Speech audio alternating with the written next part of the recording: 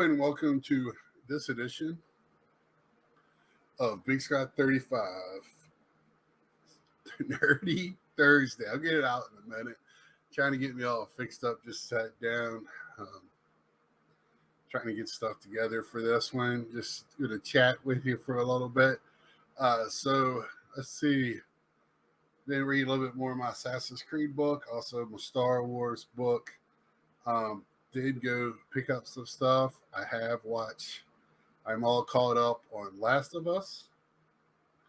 I thought the third, without playing the game, I need to play the game.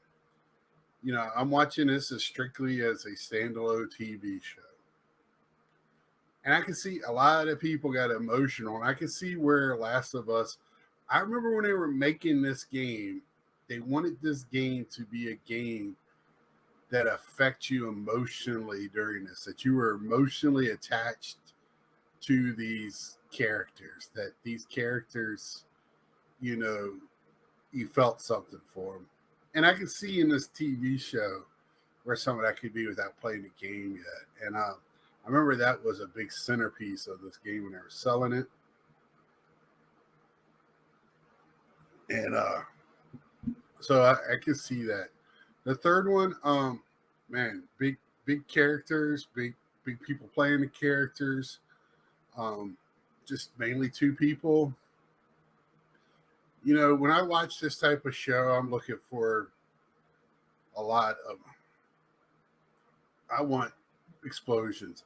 That's when that guy comes out. So that the third one episode, I can see where some people were like, "Oh, this is nice." And I don't know if I needed that whole hour backstory to get to the part that the one guy died of looked like a cancer or something, and the other guy died self-inflicted. You know, taking sleeping pills. Made sense to me. You know, they're both old, grow old together in a world that they're the only two, and to only have reason to live for the other. I don't know if I needed a whole hour to explain to me that. And I've felt that way in some other parts, not just that one. In other parts of that show, it's kind of stretching out some of the dialogue, trying to a lot of filler. I don't know if an hour long uninterrupted show, you know, on HBO, you know, hour long with commercials, I think this show would be okay. But 35 minutes, 40-minute show, 30 minutes even with no commercials, I think they would have done a lot better. Got a lot more oomph in the show. I'm not trying to compare it to anything because if you're a true zombie nerd, I'm not going to say I'm that far into it, but these are not zombies. These are taken over by a fungus. They all work together. It's a little bit different. And I like that. I like that it's kind of already tells you what's going on, how it works. I'm interested now after the fourth one without giving too much away. I try to be very what's going on. I know in the third one I've already given a little bit away. I'm sorry about that, but you know, it's 2 weeks away. You should have watched it. You know, I am curious to see about one thing that this show alluded to. And without playing the game, I don't know what the monsters are. I don't know what they all are. So I'm learning as I watch the show. And to me, I think that's unique. That's why I'm hesitant to play the game now. I wish I would have played the game and then watched it, or now I'm waiting to watch season one.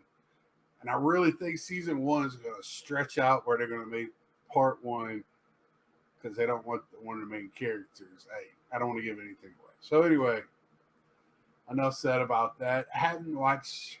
Man, I sat down this afternoon. I was like, needed to watch the Bad Batch. I haven't cranked out some of them. See, that's a nice little quick 20 to 30 minute. I know it's a cartoon, but it's just boom, you're there. Sometimes it's even, man, it's over with already. But yeah, you sit down, you watch it. Usually that's why I like to keep like 2 or 3 behind to watch to cram them. Last of Us, I watched 2 today. for me, that was kind of tough to sit there and watch two of them. I know a lot of people. I like to do other things while I'm watching, but that one I don't really turn away as much as watching. The fourth one was a little bit more. Uh, I like to find more in depth what's going on there. A little Governor vibe if you're going to compare it to. But anyway, um, again, it's one of those shows. Who's the bad guy, right? It's who you're following is the good guy. If it was the other, and he kind of alludes to that in the show.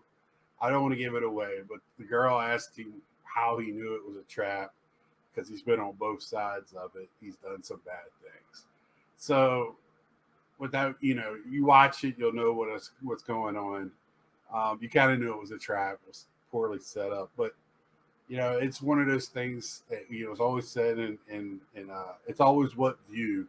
So if you were watching it from the other view, and these characters came into your story, who's the good guy and who's the bad guy? Because it's all in who you're vested in, right? If you're putting in time to watch these characters, I'm sure a lot of people when his girlfriend did what she did, you know, got upset. I don't, God, trying to scare her, but she, it's just that's just the way it is. Then I'm trying to. What else have I watched that's in the nerdy cat? Like not much, but I have been playing some video games. I have been doing a lot of reading. Um, just my time of year is coming up. Baseball season. Um, we got the other stuff in my sports genre coming up. But we the summer movies will be coming out. I have yet. I need to sit down. I think this weekend on my to do list is this Black Adam because I have Disney Plus, HBO Max. So I'm real hesitant on going to the movies. I have a nice setup for movies. So I mean, I don't need to see it on the hugest of screens or on 7.1 global surround sound. I'm okay with my setup. Uh, you know, I can pop popcorn too. Um, let's see what else. What else can we talk about? I did do a pickups. I did go to my local. Uh, I did go to a antique store mall, and if you're kind of like me and didn't realize what's in there, and I've had all these people, I found this, and this there. So finally, I was like, man, I'm going to go. And down here in Carolina, this part of Carolina, there are antique malls everywhere. I went to my first one as an adult. And, your parents drag you to those places when you're a kid. Went to our first one, and man, I didn't buy anything, but did I see stuff? Yes. I went in there with a mindset, not buying anything today. I just want to see what it is, how it's set up, how it works. Because it might be something I might use to sell some stuff later. I don't know. But I went in there and I seen some things, and it had an interesting first time I've ever seen this. Tell me if you've heard of this before. If you wait till tomorrow to buy something that you're thinking about today, then somebody's already going to buy it because they're thinking about it from yesterday or something like that along those lines. It was a very cool quote. It almost made me go buy something. But, I have an X amount now that I put down for spending on my hobby stuff. Once that's gone, I wait till my next check comes in or whatever, and then I make another dollar amount and go from there. I have an allowance that I give myself, so that way, because like I said, I might have to buy a new car, so I kind of gotta balance my worlds out. And I have not gone to a show since the one in the one here in town I went to the week before Christmas, and I didn't really go there with buyer's mind. I didn't buy very much. I only went there. I like to go to shows with only a couple $100 in my pocket. That's it. I only go to a couple of shows to buy big things. Now, do I know where Bank of America is in case there's something that I got to get this or something? Yes, but I want to make it is it if it's not worth enough to go to the bank to pull out the money to get it, or do a transfer that whatever, then is it worth enough to get it, right? If I want to take a couple $100s in cash, that makes me not want to buy stuff that. When I was younger, I was very irresponsible spending my money. I was an impulse buyer, and I think I still am to some sort. That's why I only take what I take. Uh, I I don't like going to registers that have a bunch of stuff around it, because I'm going to sit there and look at the stuff, and you don't need whatever's around that darn register. Uh, and I buy a little slinky. Why? Things like that. So I always try to just set my boundaries. So I did go to McKay's. It's a pop culture thing. They have one here, one in Greensboro, and I think one in Nashville. If you're familiar with Metal Jesus, he went to the one in Nashville. And I think the one here is a nicer one than the one in Nashville. I know the one in Winston seems to be better than the one in Greensboro.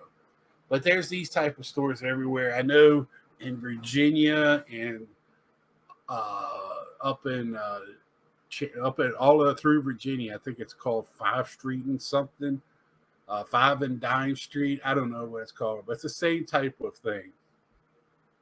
And what it is people go in, either get credit for their merchandise or just straight up sell it. And then it's pop culture or nerdy stuff, and they have stuff like this. So I bought this V Wars book. I read this comic a few years ago. I think it was just a one-off comic or hardback comic, but I saw this book and I really liked that one. It was I love good vampire stories. I hate when vampire stories turn into romance novels. Um, I don't know how or why that always, but I like a good vampire story. And I'll read one of those just because, and I'll just skip past all the lovey-dovey stuff. Just get to the murdering. The next one was, like I said, I'm kind of a zombie nerd. I pick up zombie books and stuff all the time. So this is Zombie Apocalypse Fight Back. I tend to watch all the dumb movies, the B movies, all the stupid movies. But again, I think I bought both of these for less than $5 each. This was created by Stephen Jones. Another one is Jonathan Mayberry. And it says Blood and Fire Chronicle of the War. When I got it, it said Chronicles of the War, and it never had any other chronicles. I ever found it. If somebody else knows more about that, let me know. I am not a huge comic book guy. I'm always having to look up stuff. I miss things. I need to get with my local comic book shop and have them start putting aside the books that come in for me, just so I can go pick them up. That way, I can just have them, especially the Star Wars ones. And then I picked this one up. This is my second ever, believe it or not, Stormtrooper, just a plain old Stormtrooper. But it is from it's a different collection. I didn't have the black box. It's the 2022 Galactic Convention exclusive. So this is the type of thing I like to pick up in the pops, like different Stormtroopers and different characters I like. Once I get a character, I don't have to pick it up in all the different boxes and exclusives. Stormtroopers are different. That's who I collect. But when it comes to other characters, once I get that character, unless it's something really cool like Dark Side Ren or things like that, then I tend to pick it up. Not only in pops, but the black figures. I really like those. They I don't pick them all up. I pick up Stormtroopers and some characters if I really like the character. Next is I've been playing some games. I have not picked up Gotham Knights. I started playing these two on my Switch, and really got into it. And I was playing the handheld. I need to play this game. I just want to show you. This is the original Star Wars Republic Commando that came out on the Xbox. I do have it in the original OG version, but I bought it on this so I could play handheld. Um, I'm in a couple of parts now on the handheld.